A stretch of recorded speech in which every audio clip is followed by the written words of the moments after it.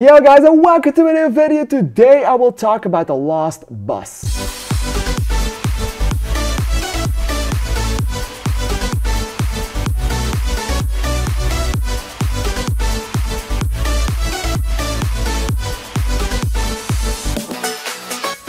I don't know why, but I feel like we haven't seen Matthew McConaughey in a while, so I was incredibly happy to see him return in this film. I know he played a voice in the Deadpool and Wolverine film, but I don't think I have seen any Matthew McConaughey film since then, or any Matthew McConaughey film since the last one that actually came out with him, and I can't even remember what it was.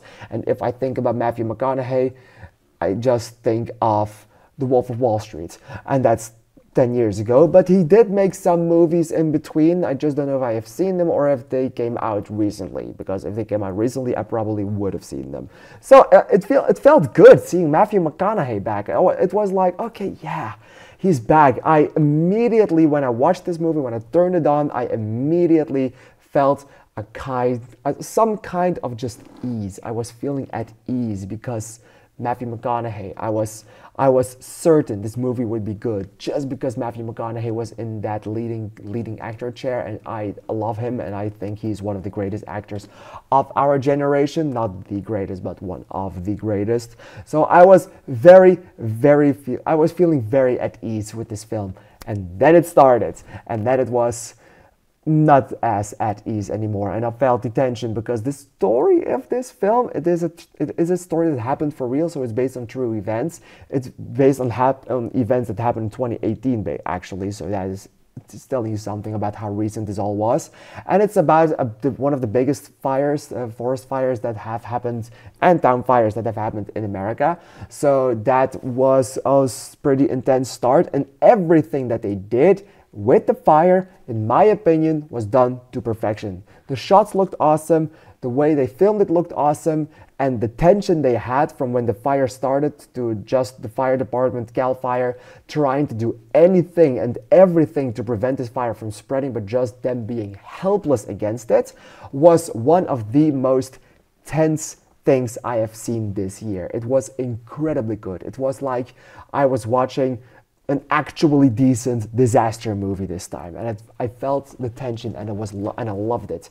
And I also really loved our main character in Matthew McConaughey. I thought he was doing a great job in this film. You were feeling the dread with him, you were feeling everything for his character, but they also decided to create an entirely big backstory for this film for his character, which in some aspects is nice because it was building upon his character, and which made some choices near the second act of this film where he actually has to choose between some life or death situations, all the more impactful.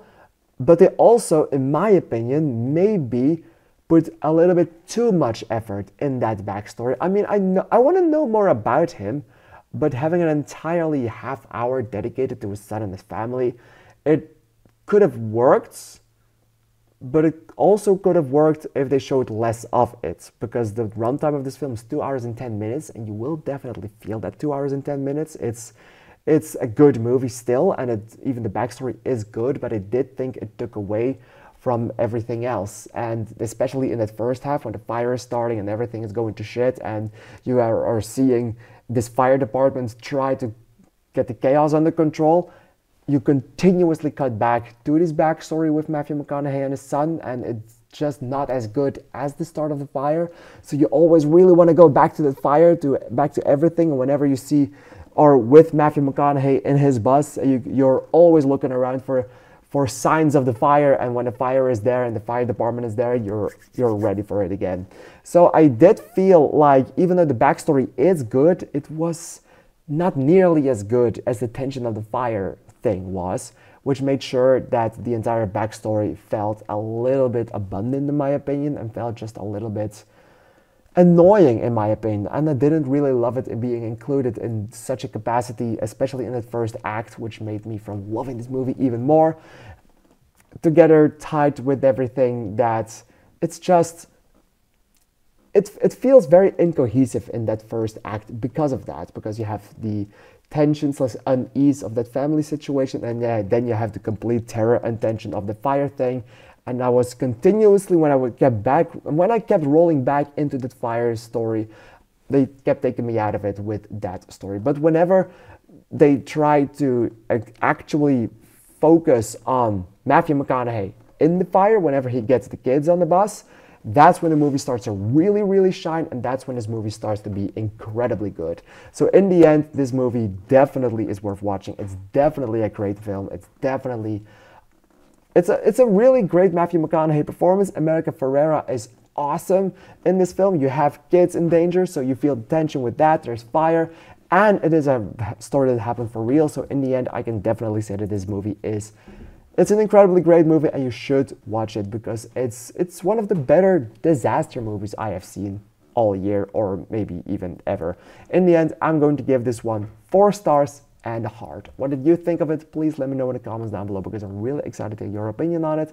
I want to thank you for watching, and I'd like to see you in the next video. Thank you, and bye-bye.